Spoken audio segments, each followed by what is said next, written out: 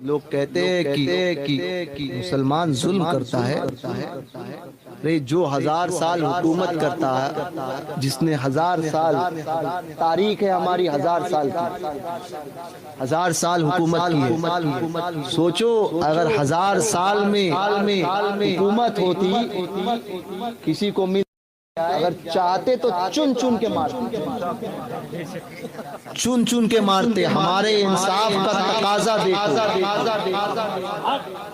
कि हमने तुम्हें रहने दिया। अरे अंग्रेज को 150 साल बर्दाश्त नहीं कर पाए और मुसलमान 1000 साल। इससे बड़ी दलील हमारी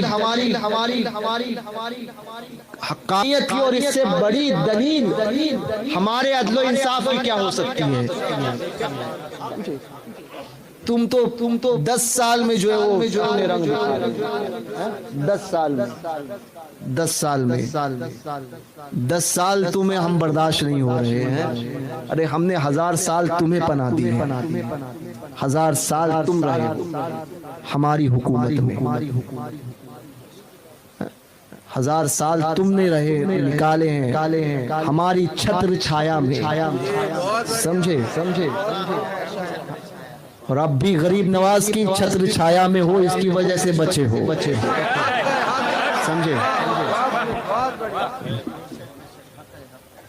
नजदी उनको तुझसे मोहलत दी कि इस आलम में है काफिरों मुर्तद पे भी रहमत रसूलुल्लाह की। काफिरों मुर्तद पे भी रहमत रसूलुल्लाह की। तो हमें कि हम वफादार तो ऐसे होते हैं, हम इंसाफ पसंद है और आमन पसंद है, और निकालना होता तो 1000 साल में सफाया हो जाता। बहुत होते हैं 1000 साल किसी को मिटाने के लिए, मगर हमारे इंसाफ का तकाजा देखो कि अगर बनारस की एक बच्ची, एक पंडित की बेटी, जिस पर हुकूमत का आदमी गलत निगाह डालता है, मुसलमान था, निगाह डाली, उसके साथ में बदकारी करने की ख्वाहिश रखता था, शकुंतला, है ना, पंडित की बेटी थी।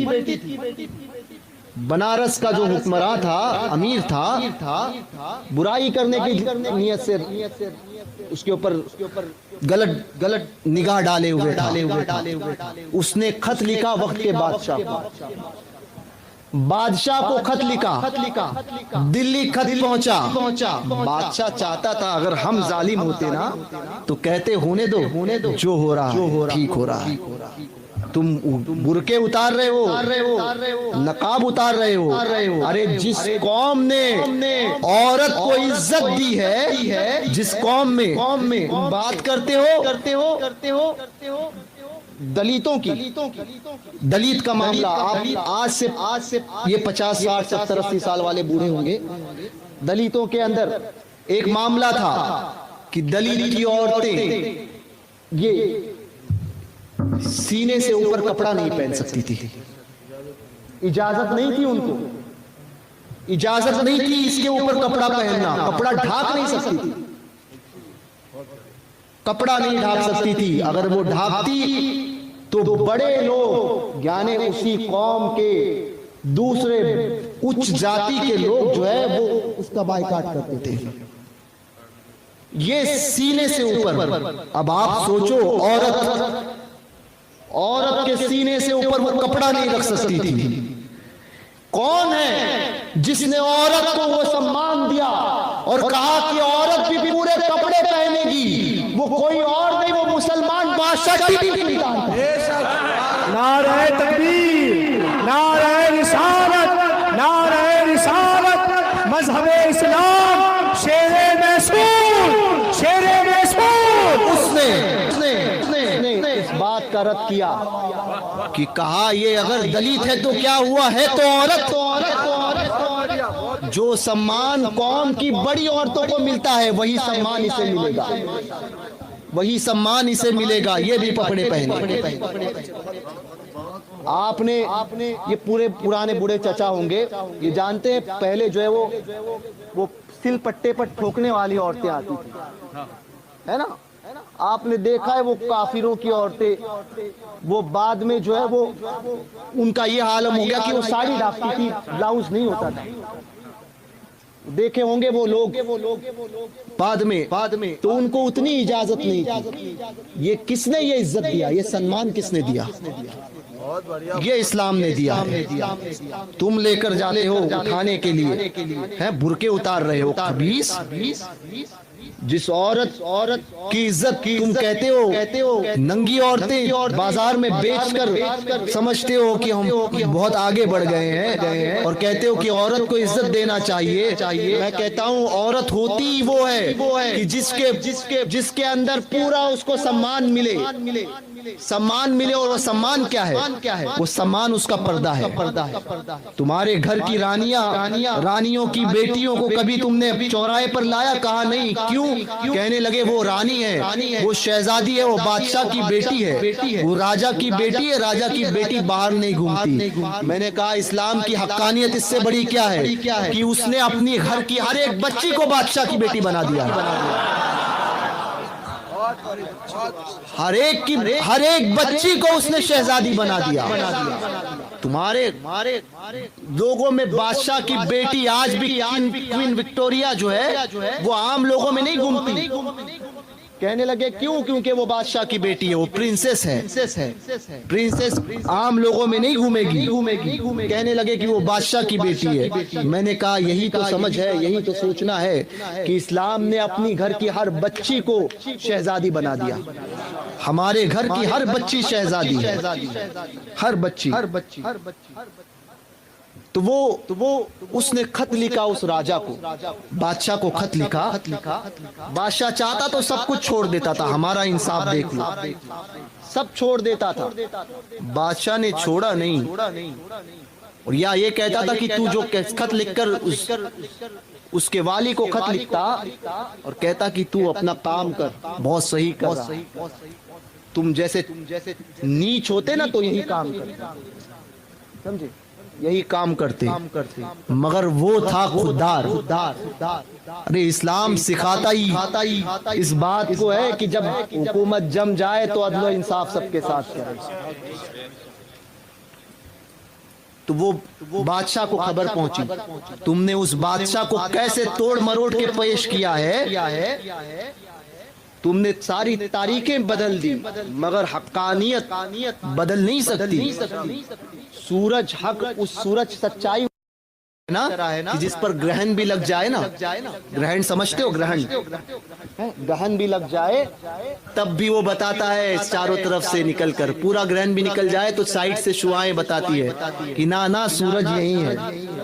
वो अपनी हक्कानियत की दलील, वो अपनी हक्कानियत का ऐलान करता है, वो अपने होने का ऐलान करता है कि नहीं मैं तो हूं यहीं, अगरचे कुछ वक्त के लिए ग्रहण लग गया है। तो सच्चाई को छुपाया जा सकता है, मिटाया नहीं जा सकता, मिटाया नहीं जा सकता। चंद बादल आने से सूरज की हक्कानियत नहीं खत्म हो सकती। बादल आए हैं चले जाएंगे। 4 महीने बारिश होती है, कोई ये नहीं कहता कि सूरज नहीं है, वो यही कहते हैं सब बादल आए हैं चले जाएंगे, सूरज फिर निकलेगा। तो वो सूरज, तो वो बादशाह चाहता तो कह देता था, और इंसाफी करना होता तो किसी और को भेज देता। उसने अपना तख्त छोड़ा, ताज छोड़ा, तने तनहा निकला है वो शख्स, निकला बनारस पहुंचा। एक बच्चे की फरियाद इस्लाम में कितनी अहमियत की, वो भी वो जो तुम्हारे मजहब से ताल्लुक नहीं रखती है। किसी गैर ने उस बादशाह को, उस मुसलमान बादशाह को तारीख तख्त लिखकर भेजा था कि बादशाह यहाँ का वाली मेरे साथ मेरे ऊपर बुरी नजर रखता है। उस शकुंतला ने लिखकर भेजा था। बादशाह को खत मिला, हुकूमत के सारे काम काज छोड़े तने तनहा निकला। तने तनहा निकला, पहुंचा, जायजा लिया। शकुंतला से कहा डरना नहीं, उस वाली को माजूर करके उसको जो है वो सजा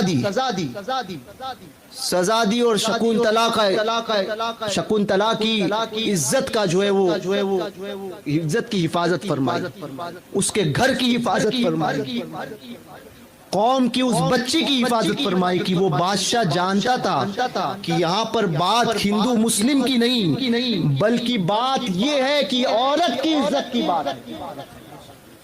औरत होती है, उसकी इज्जत, उसका सम्मान करना सीखना। उस बादशाह ने ये दिखाया।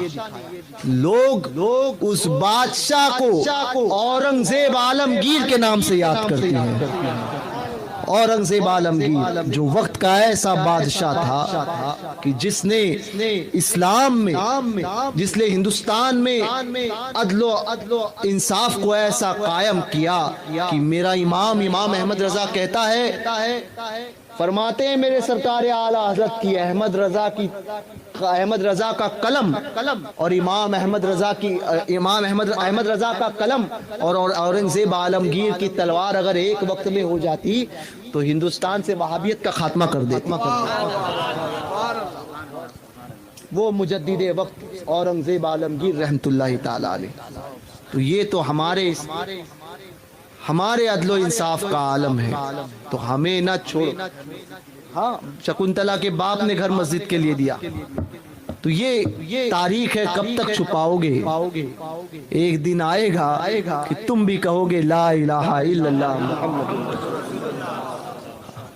दिन आएगा और जरूर आकर, क्योंकि मेरे नबी का फरमान है कि इमाम मेहदी जब तशरीफ लाएंगे और सारी दुनिया को अदलो इंसाफ से भर देंगे, उस दिन और सारी कायनात में सिर्फ एक ही दीन होगा, वो दीन इस्लाम, और एक ही मजहब अहले सुन्नत व जमा, एक ही मजहब। तो वो भी होगा, दुनिया देखेगी। और इस्लाम की फितरत में कुदरत ने रचक रखी है, जितना दबाओगे उतना बढ़ता चला जाएगा। मक्के मुअज़्ज़मा से निकला इस्लाम, 4 थे, लोगों ने कहा बढ़ने नहीं देंगे, पाबंदियां लगाई, 2, 3, 4, 39 हो गए, पाबंदी लगी और कहा कि 40वां नहीं होने देंगे। वाबड़े भी आज यही कहते 40वां नहीं होने देंगे, 40वां नहीं होने देंगे। मगर पता नहीं 40 में कितना कमाल है, 40 में कितना कमाल है। पाबंदी लगी और कहा, कहने वाला ही कह रहा था कि 40वां नहीं होने दूंगा। पता नहीं कि जिसने कहा कि 40वां नहीं होने दूंगा वो खुद 40वें में आ गए। वही 40वें बने फारूक आजम, और ऐसे बने कि फिर फारूक आजम की सरकार फरमाते हैं, शैतान तुम्हें देखता है तो गली छोड़ देता है, जिस गली से तुम निकलते हो शैतान वहां से भाग जाता है। पाबंदियां बढ़ी कि अब खाना पीना बंद, सारा मामला, जितनी पाबंदी बढ़ी इस्लाम आगे बढ़ा। 40 से 313 हुआ, मैदान बदर में पहुंचा। लोगों ने कहा पाबंदी लगाओ, पाबंदी लगाई कि 313 से बढ़ने नहीं देंगे। वही इस्लाम 313 से निकला और 1.25 लाख हुआ। पाबंदी बढ़ी, बढ़ते जितनी पाबंदियां बढ़ती गई इस्लाम फैलता गया। गरीब नवाज आए चंद लोगों को लेकर, पृथ्वीराज ने कहा कि पाबंदी लगाओ, पाबंदी लगाओ। पाबंदी लगाई गई, पानी बंद, खाना बंद, सब कुछ बंद है। जैसे अभी पाबंदी लगी थी नोट बंद, सारी पाबंदियां लगाई, पाबंदी लगाई, मगर पता नहीं कि इस्लाम की फितरत क्या है।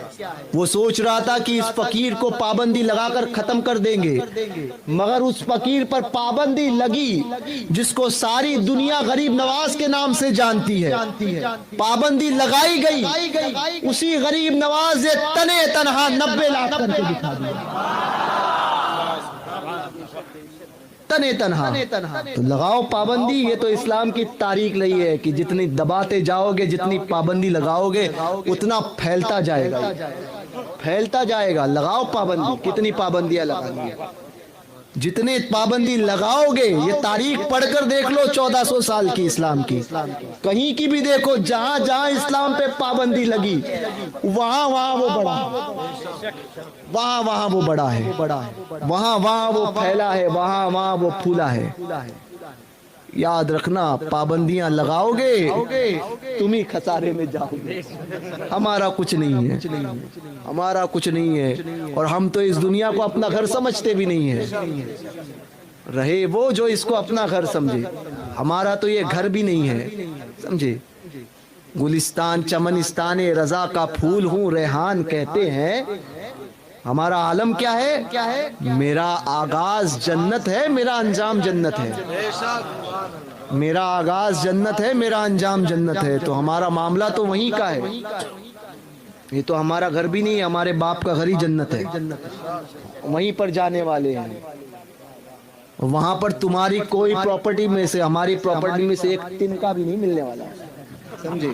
तिनका तो बहुत दूर की बात है, क्या कहने, बू भी नहीं, नाक में ले लेकर घूमोगे ना, तब भी 500 साल की दूरी तक नहीं आएगी, बू भी नहीं मैसर आएगी। तो सारी अर्ज़े गंग भी मेरी है, खित्ते जमन मेरा है, गंगा का इलाका भी मेरा है, जमीन गंगा की, अर्ज़े गंग यानी गंगा की जमीन, और जमन खित्ते जमन जमुना का इलाका, अर्ज़े गंग भी मेरी है, खित्ते जमन मेरा, मैं गुलाम ख्वाजा हूँ, हिंद है वतन मेरा। नारे तकबीर, नारे रिसालत, ख्वाजा का हिंदुस्तान, ख्वाजा का हिंदुस्तान, औलिया इकराम का हिंदुस्तान, मुसलमानों का हिंदुस्तान।